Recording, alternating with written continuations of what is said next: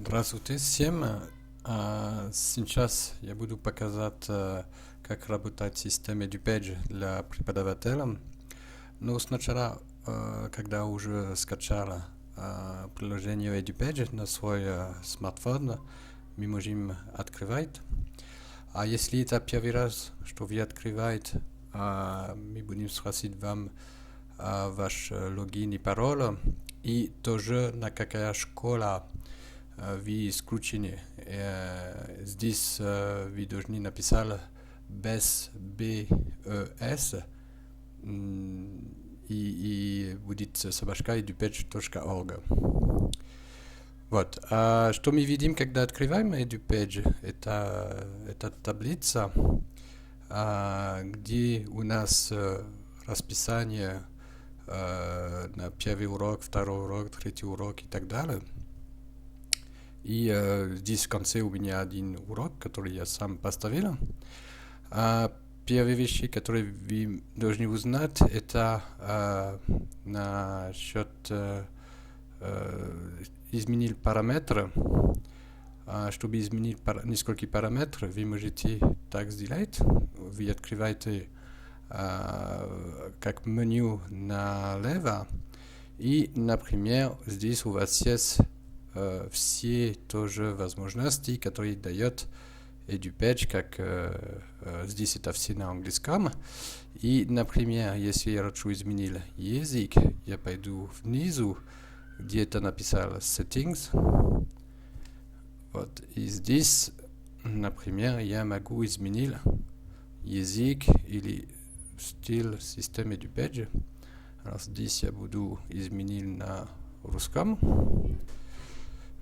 На русском. Тогда. Да, вот сюда.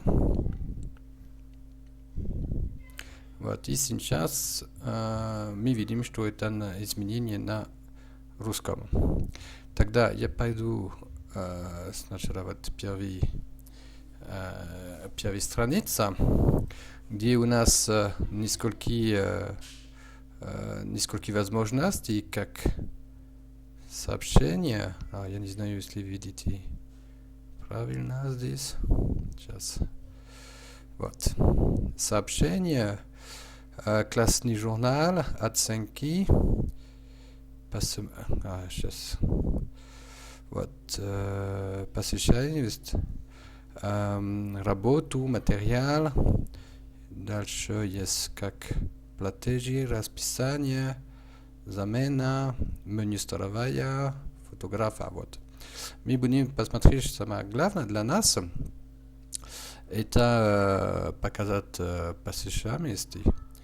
У нас как две варианта. Если я здесь едет на мой урок, например, здесь, который я поставил, который есть на ваше расписание, здесь у меня еще учебный план или оценка, или отсутствие. Здесь я могу так написать на отсутствие. И здесь я буду выбирать мой предмет, как, например, французский язык. И здесь, как это 10, класс 10 и 11, у меня ученики, которые на 10 и 11 класс. Да? Но у вас будет ученики на ваш предмет и на ваш класс. Если один человек не здесь, я нажимаю один раз, это красный, и внизу я потом сохранить, что я изменил. Да? Если сейчас человек опоздает, я вот так сделать, и я могу поставить, например, 15 минут, если опоздает 15 минут. Вот. Если сейчас я уже сохранил, например, я сохранил, вот. Здесь сейчас есть изменения, написал, да, это кто не здесь и кто опоздает. Но если я хочу изменил, я еще едет внутри, и я могу изменить. Вот. И, конечно, в конце я изменил. Вот. Сейчас мы видим, что все дети здесь. Если все дети здесь, вам не надо поставить отсутствие, потому что, по идее, вот все дети, они считают как здесь. Только если они не здесь или опоздают, вы можете изменить. Вот. Другой вариант, чтобы поставить кто здесь, кто не здесь, это здесь нажимать на посещаемость здесь. И, например, если я хочу добавить на несколько время, я могу добавить справку. Alors здесь, если я нажимаю, я на мой урок тоже сам. Здесь у меня все дети тоже. Я нажимаю, например, на один человек, который здесь на несколько время, и тогда я могу написать, если он весь день не здесь, 6 дней или больше времени. Если весь день, тогда я напишу вот так, и я должен выбирать дату. Видите, вверху выбираете дату. Ну, например, 16 сентября. Если я знаю почему или не знаю, если не знаю, тогда я напишу вот такие, я могу поставить текст здесь. Например, если я на русском, например, нет причины, например, да? Я не знаю, как причине написаю, ну, вот. Например, и я могу отправить. Здесь я не сохранить. Я могу тогда час дня.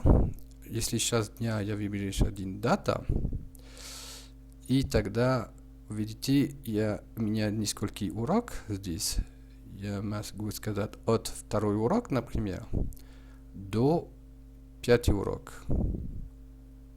Вот. И еще раз, например, если я знаю почему и так далее. Это если несколько урок на один день, да? Если сейчас это больше времени, например, 1 неделю, я знаю, что не будет здесь, тогда видите, вверху это, например, date from, например, 16 сентября до другой даты. И то же самое. Да? И тогда сразу на системе будет написать, если человек здесь и не здесь на несколько времени, да? И тогда за все, когда поставили эти информации на все другие преподаватели, сразу, когда они будут посмотреть на свой урок, кто здесь, кто не здесь, они могут видеть, что этот человек не здесь на долгий срок. Окей, хорошо. Это по одному. Второй вещи это чтобы сделать оценки, да? Alors, еще раз, если я пойду на мой урок, здесь я могу поставить оценка. Alors, когда я посмотрю оценка, здесь это французский язык. Вот. Alors, когда посмотрю на оценки, мы должны внимание, здесь это написал квартал 1 на 4.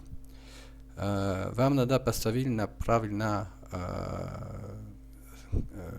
как семестр, да? Если это неправильно, тогда вы можете нажимать на Change Term здесь, и тогда выбирать другое. Но это важно, потому что если поставить на неправильное место, тогда потом все оценки будут надо изменить потом.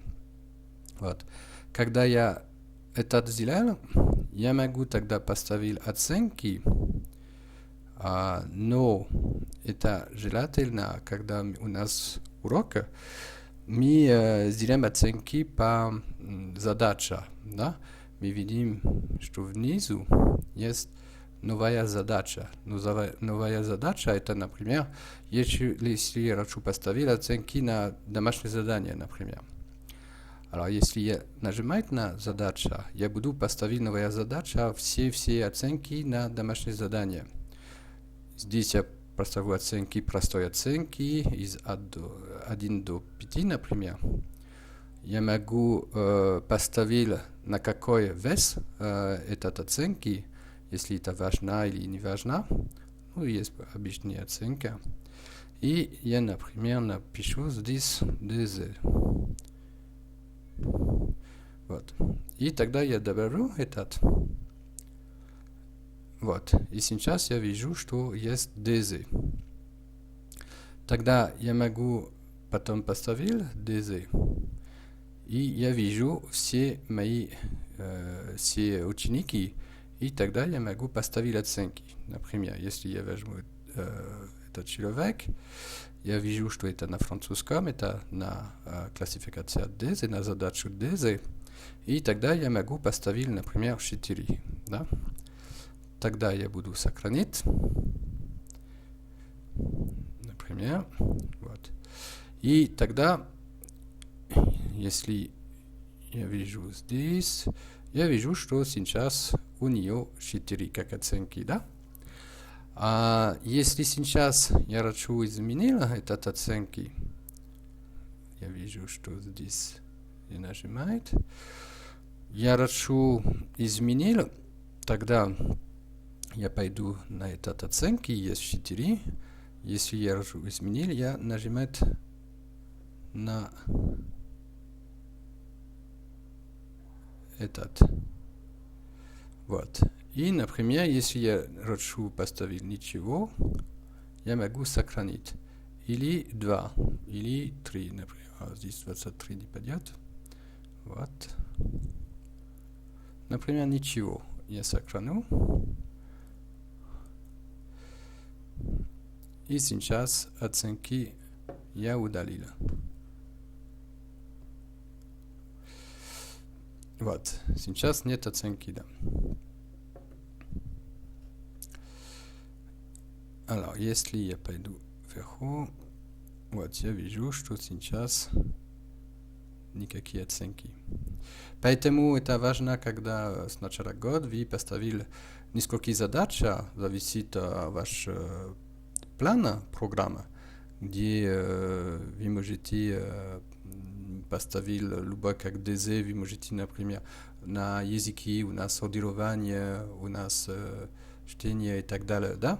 Несколько задач. Это что вы можете сделать сначала, и потом вы поставили все оценки, зависит от вашей задачи. Alors, если сейчас вы хотите добавить домашнее задание, чтобы родители узнать об этом, вы можете идти на домашнее задание и здесь поставить несколько вариантов. Ну, простое это домашнее задание, где здесь вы должны написать, какие домашние задания вы даете. И внизу у вас, если вы хотите до какой даты, вы можете выбирать какая дата. Например. Или если вы хотите на следующий урок, тогда нажимаете здесь. Вот. Здесь он не надо. Вот если есть следующий урок, зависит расписание. Здесь нет следующего урока, тогда он покажет, что нет следующего урока. Вот, это для домашних заданий. Вы можете тоже написать несколько замечаний для MyNote. Здесь это просто для вас. И тогда вы напишите, что вы хотите добавить на ваш урок. Вот, это как самое главное учебный план. Вот до у нас, до сих пор мы должны написать учебный план по бумажный. Тогда если мы поставили еще здесь это двойную работу, поэтому иногда это вы можете написать, чтобы родители узнать, да, если это важно для родителей, но пока это двойная работа, это чуть потяжело, да? Поэтому это не, типа, как не обязательно, да?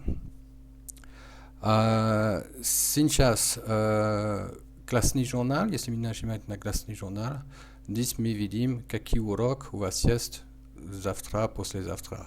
Да? Donc, здесь, например, мы видим, что есть 10 класс.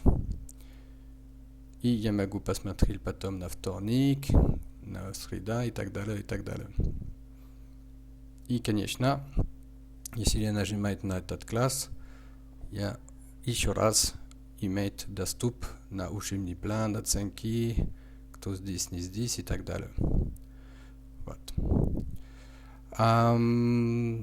Один вещь, который вы можете использовать тоже, это внизу у вас есть расписание. Расписание дает вам возможности посмотреть расписание для всех класс и все учитель, да? Здесь, например, если я вижу, здесь я могу выбирать какой предмет, какой класс, который я хочу видеть. Тогда, если я посмотрю класс, например, я выбираю один класс, например, 10 класс, и тогда у меня расписание понедельник, вторник и так далее на 10 класс. Да? Видите, здесь это расписание, которое есть сейчас, я могу тоже идти на старые расписания, которые были прошлой неделю, например. Тогда я вижу, какие изменения есть на прошлой неделе. Здесь я поставил еще новый. Вот, и я вижу, что, например, понедельник это русский язык, русский литература, потом математика, потом история, английский, человек и общество, и домашнее задание. Вот.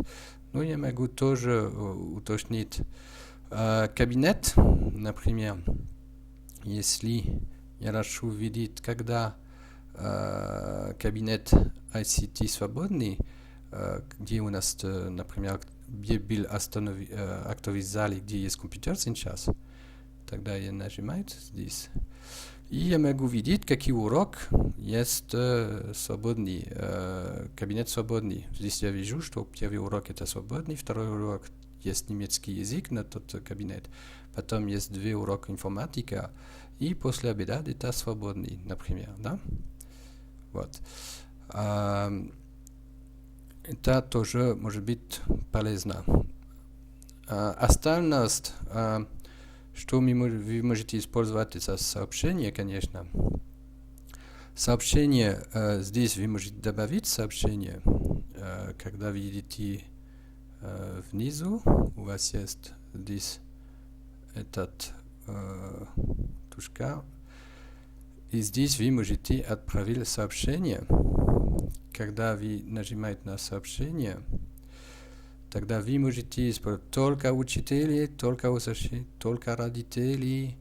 У вас несколько вариантов. Осторожно, если вы возьмете, например, все школы, это учители обучающие, мы можем дать доступ до кто, который учится, но и тоже родителей. Поэтому осторожно, какие вы используете, да, если только учители или только родители, да. Alors, если, например, я возьму только родителей, видите, у меня вариант, что я могу использовать один класс, например, родителей 10 класс. Вот. У меня здесь тогда все родители, и я могу выбирать один родитель, где я хочу отправить сообщение. Или, если я хочу все родители, вверху я могу нажимать все родители, как здесь. И тогда сообщение я буду отправить все родители. Да? Но я не буду отправить тогда у учителя и так далее. Это один вариант использовать тоже сообщение. Но даже если сейчас много использовать WhatsApp, чтобы сообщать что-то, здесь иногда это возможно, да? Вот. Тоже иногда люди, несколько людей имеют доступно, что мы скажем, сейчас, это доска объявления.